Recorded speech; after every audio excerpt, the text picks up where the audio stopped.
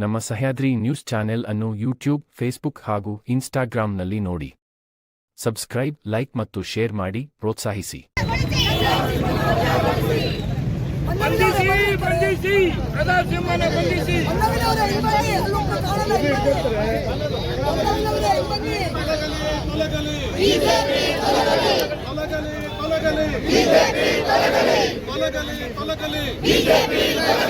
ಕಲಿಯುಗದ ಭಯೋತ್ಪಾದಕ ಪ್ರತಾಪ್ ಸಿಂಹನಿಗೆ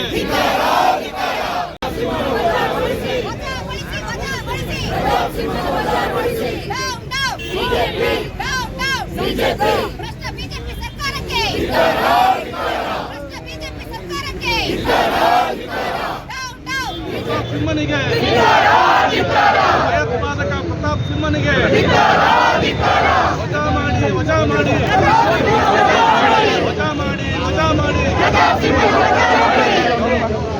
down down down down down down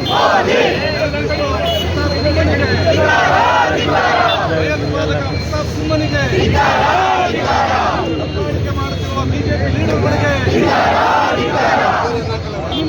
ಭಯೋತ್ಪಾದಕ ಪ್ರತಾಪ್ ಸಿಂಹನಿಗೆ ಡೌನ್ ಡೌನ್ ಡೌನ್ ಡೌನ್ ಬಂಧಿಸಿ ಬಂಧಿಸಿ ಬಂಧಿಸಿ ಬಂಧಿಸಿ ಬಿಜೆಪಿ ಹಟಾವೋ ಬಂಧಿಸಿ ಬಂಧಿಸಿ ಬಂಧಿಸಿ ಬಂಧಿಸಿ ಬೇಕೇ ಬೇಕು ಬೇಕೇ ಬೇಕು ಬಂಧಿಸಿ ಬಂಧಿಸಿ. 13ನೇ ತಾರೀಕು ಸಂಸತ್ ಮೇಲೆ ದಾಳಿ ನಡೆದಿದೆ. ಆ ದಾಳಿಗೆ ಪ್ರಮುಖ ಕಾರಣ ಆಗಿರ್ತಕ್ಕಂಥವ್ರು ಮೈಸೂರಿನ ಲೋಕಸಭಾ ಸದಸ್ಯ ಪ್ರತಾಪ್ ಸಿಂಹ. ಅಂದರೆ ಪ್ರತಿಯೊಂದು ರಾಜ್ಯದ ಒಬ್ಬೊಬ್ಬ ಯುವಕರು ಒಟ್ಟಾಗಿ ಇವತ್ತು ಆ ದಾಳಿಯನ್ನು ಮಾಡಲಿಕ್ಕೆ, ಸಂಸತ್ತೊಳಗೆ ಪ್ರವೇಶ ಮಾಡಲಿಕ್ಕೆ ಪಾಸನ್ನು ಕೊಟ್ಟಂಥ ವ್ಯಕ್ತಿ ಪ್ರತಾಪ್ ಸಿಂಹ. ಇಲ್ಲಾಂದರೆ ಯಾವುದೇ ಕಾರಣಕ್ಕೂ ಅವರು ಸಂಸತ್ತೊಳಗೆ ಪ್ರವೇಶ ಮಾಡೋಕ್ಕೆ ಆಗ್ತಿಲ್ಲ.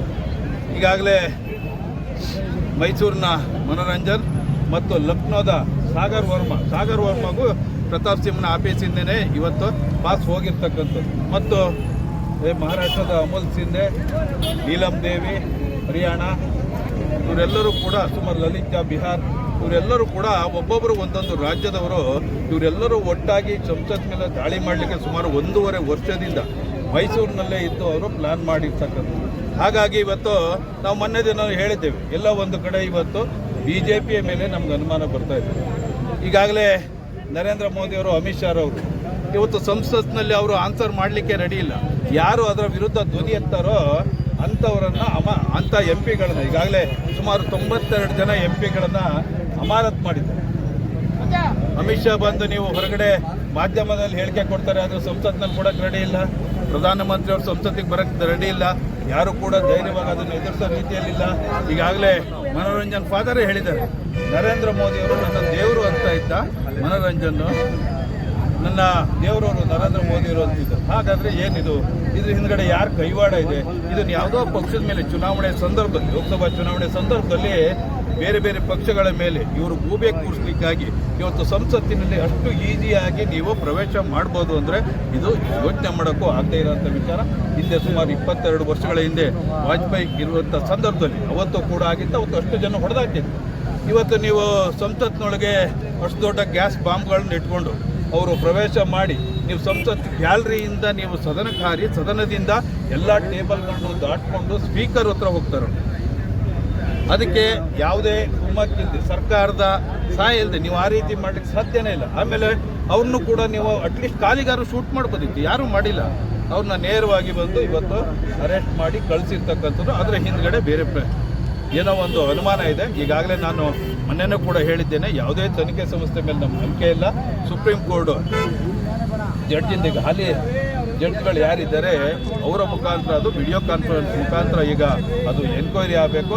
ಮತ್ತು ಕೂಡ ಈ ದೇಶದ ಜನಗೆ ಇವತ್ತು ಲಕ್ಷಾಂತರ ಕೋಟಿ ಹಣವನ್ನು ವ್ಯಯ ಮಾಡಿ ಮೋದಿಯವರು, ಅಮಿತ್ ಶಾ ಅವರು ಇವತ್ತು ಈ ದೇಶದ ಭದ್ರತೆಯನ್ನು ಕಾಪಾಡ್ತೇವೆ, ಸುಮಾರು 18 ಗಂಟೆ ಈ ದೇಶದಲ್ಲಿ ನಾವು ಕೆಲಸ ಮಾಡ್ತೇವೆ ಅಂತ ಹೇಳಿ ಇವತ್ತು ಮಾಧ್ಯಮಗಳ ಮೂಲಕ ಪ್ರಚಾರವನ್ನು ಕೊಟ್ಕೊಂಡು ಇವತ್ತು ಮಾಡ್ತಾ ಇದ್ದಾರೆ. ಅದೆಲ್ಲ ಸುಳ್ಳು. ಯಾಕೆ ಅಂತ ಹೇಳಿದ್ರೆ ಇವತ್ತು ಇರ್ತಕ್ಕಂಥ ನ್ಯಾಷನಲ್ ಮೀಡಿಯಾಗಳು ಕೂಡ ಯಾರು BJP ಬೆಂಬಲಿತ ನ್ಯಾಷನಲ್ ಮೀಡಿಯಾಗಳಿದ್ದಾವೆ, ಅವರು ಯಾರು ಕೂಡ ಇವತ್ತು ಅದರ ಬಗ್ಗೆ ಪ್ರಸಾರ ಮಾಡ್ತಾ ಇಲ್ಲ. ಎಲ್ಲರೂ ಮೌನವಾಗಿದ್ದಾರೆ. ಇಲ್ಲಿರ್ತಕ್ಕಂಥ ರಾಜ್ಯದ ನಾಯಕರುಗಳು ಮೌನವಾಗಿದ್ದಾರೆ, ಯಾರೂ ಮಾತಾಡ್ತಾ ಇಲ್ಲ. ಹಾಗಾದ್ರೆ ದೇಶಭಕ್ತಿಯ ಏನು ವಿಚಾರ ಇದೆ?